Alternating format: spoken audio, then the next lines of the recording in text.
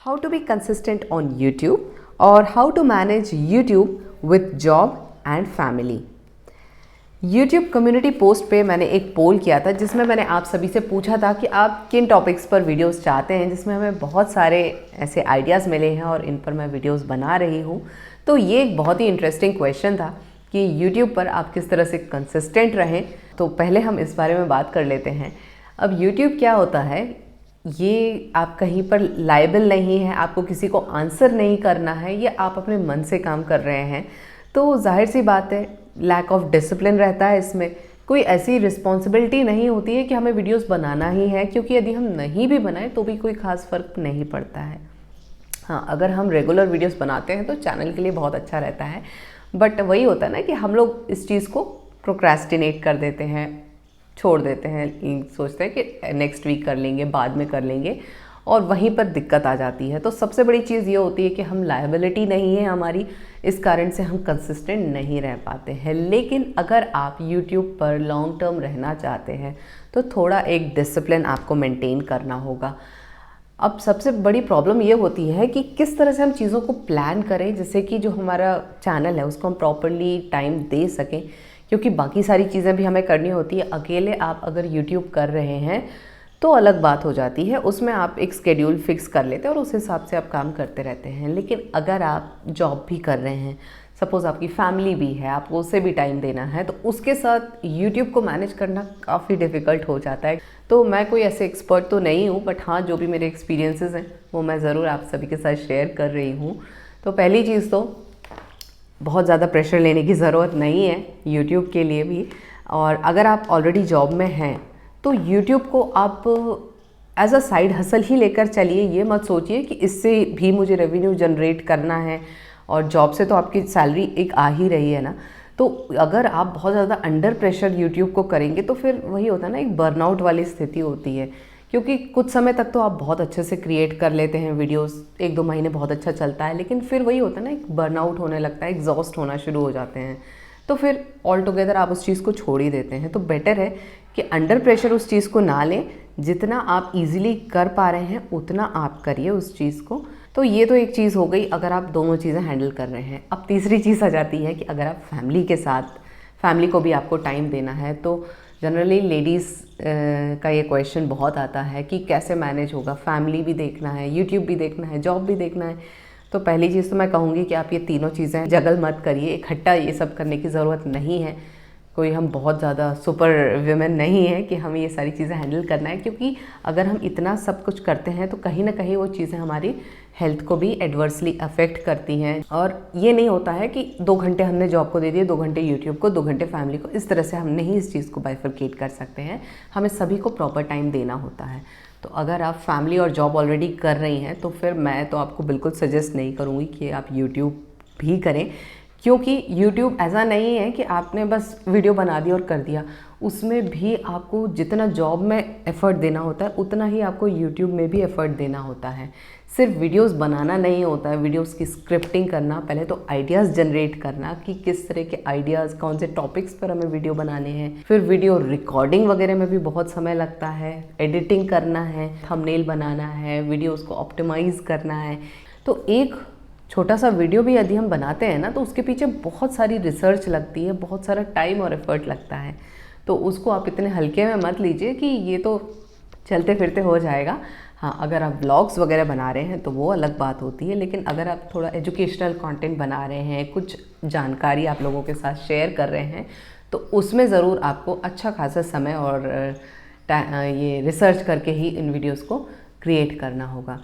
तो अगर आप इतनी सारी चीज़ें कर रहे हैं तो मैं तो कहूँगी मत करिए, जो आपको इजीली हो जाए वही करिए। जॉब कर रहे हैं तो वेल एंड गुड, वो सफिशेंट है। उसके बाद फैमिली इज़ ऑल्सो इम्पॉर्टेंट, उसको भी टाइम दीजिए। हाँ, अगर इन दोनों में आपको बहुत ज़्यादा समय नहीं देना है, आप जॉब नहीं कर रहे हैं, तो फिर ज़रूर आप फैमिली के साथ ये चीज़ें कर सकते हैं। तो यूट्यूब को आप फुल टाइम जॉब समझ के यदि करेंगे तो फिर ठीक है। और उसके साथ अगर आप एक और जॉब लेकर चल रहे हैं जो आपकी ऑलरेडी जिससे इनकम हो रही है, और फिर आप YouTube, तो फिर वो चीज़ें ज़्यादा समय तक नहीं चलेंगी, कुछ ना कुछ आपको छोड़ना ही पड़ेगा।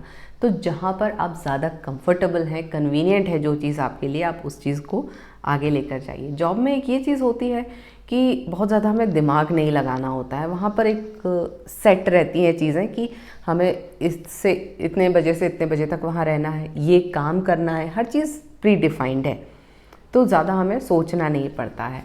और YouTube में क्या होता है कि we have to keep evolving, हमें हमेशा नई चीज़ें करना है, नई नई चीज़ों को सीखना है, अपने आप ही हमें हर चीज़ को बिल्कुल स्क्रैच से चीज़ों को क्रिएट करना होता है। तो दिमाग बहुत लगता है, क्रिएटिव बने रहें हम ये लंबे समय तक, ये भी एक बहुत बड़ा चैलेंज होता है। तो बेसिकली YouTube बहुत चैलेंजिंग होता है, तो उसको भी आपको सफिशिएंट टाइम देना है, क्योंकि ऐसा नहीं है कि आपने बस चैनल बना लिया, 2-4 वीडियोस डाल दिए, 1-2 महीने आपने काम कर लिया और फिर छोड़ दिया, तो उसका कोई मतलब नहीं है। तो बेटर है अगर आप YouTube को सीरियसली करना चाहते हैं तो प्रॉपर उसे टाइम दीजिए, एफर्ट दीजिए, उसके बाद ही आप कुछ उससे रिज़ल्ट एक्सपेक्ट कर सकते हैं। तो मेरा मानना तो यही है कि आप अपने हिसाब से जो आपकी प्रायोरिटीज़ हैं पहले उनको फिगर आउट करिए और उस हिसाब से आप काम करिए, क्योंकि इसे भी आप भेड़ चाल कह सकते हैं कि हर कोई ये कर रहा है तो हमें भी ये करना है, क्योंकि इससे पैसा बनता है तो हम भी करेंगे। तो वो मैं आपको एक रियलिटी बता दूं कि YouTube पर हर कोई अच्छी अर्निंग नहीं कर पाता है।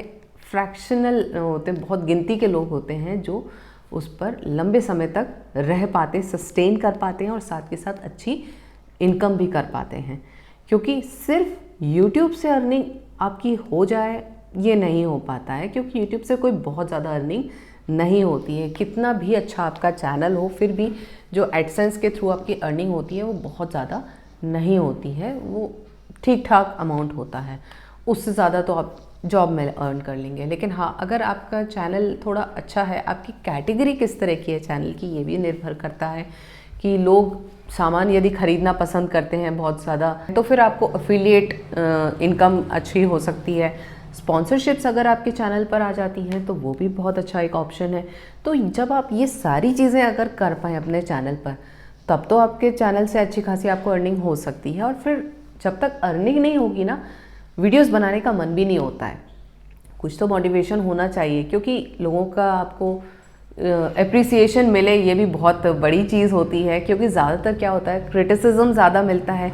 आप एक वीडियो भी बनाते हैं तो पहले 4 डिसलाइक्स आते हैं, 4 लोगों के नेगेटिव कमेंट्स आएंगे, फिर कहीं लोग जाके आपके एफर्ट्स को अप्रिशिएट करना शुरू करते हैं।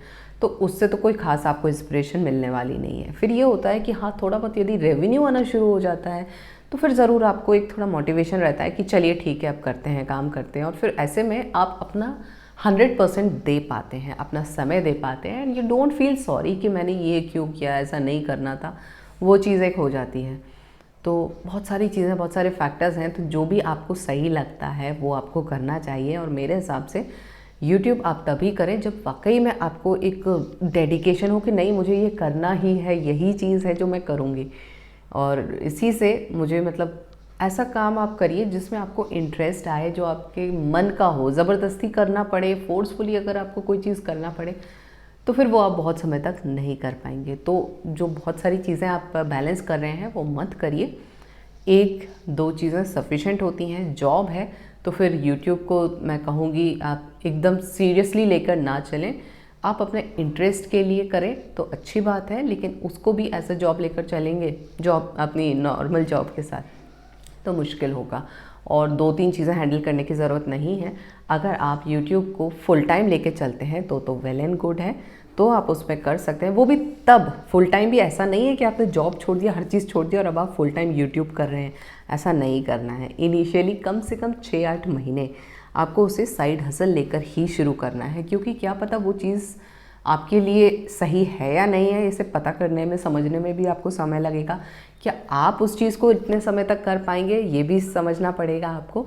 तो शुरू में एकदम सब कुछ छोड़ के YouTube पर मत जाइए, पहले आप उसको साइड हसल की तरह शुरू करिए। आप भी समझिए कि आपको किस तरह के वीडियोस बनाने हैं, और ये भी देखिए कि ऑडियंस भी है क्या उस चीज़ के लिए। पता चला आपने तो किसी एक चीज़ पर वीडियो बना दी है लेकिन उसको कोई देख ही नहीं रहा है, आप वीडियोस पे वीडियोस बनाते जा रहे हैं तो ऑडियंस ही नहीं मिल रही है, तो फिर क्या फ़ायदा हो जाता है उस चीज़ का। तो इस चीज़ को फिगर आउट करने में ही काफ़ी टाइम लग जाता है। 6-8 महीने आराम से आप मान लीजिए, तो इतना समय हमें लगता ही लगता है। तो काफ़ी सोच समझकर आपको ये चीज़ें करनी है, और इसके बाद ही डिसाइड करना है कि YouTube पर आगे जाना है या नहीं जाना है। आपकी जो हेल्थ है, मेंटल हेल्थ है, फिजिकल हेल्थ है, इन सभी चीज़ों पर आपको ध्यान रखना है। जो आपकी फैमिली है that is also your priority.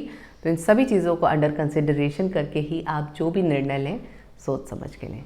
तो ये था मेरा एक पर्सपेक्टिव यूट्यूब और मल्टीटास्किंग से रिलेटेड। आपके जो विचार हैं वो मेरे साथ ज़रूर शेयर करें वीडियो के नीचे कमेंट करके। मैं भी जानना चाहती हूँ कि आप क्या सोचते हैं इस टॉपिक के बारे में। तो इस वीडियो में बस इतना ही। मिलती हूँ आप सभी से नेक्स्ट वीडियो में।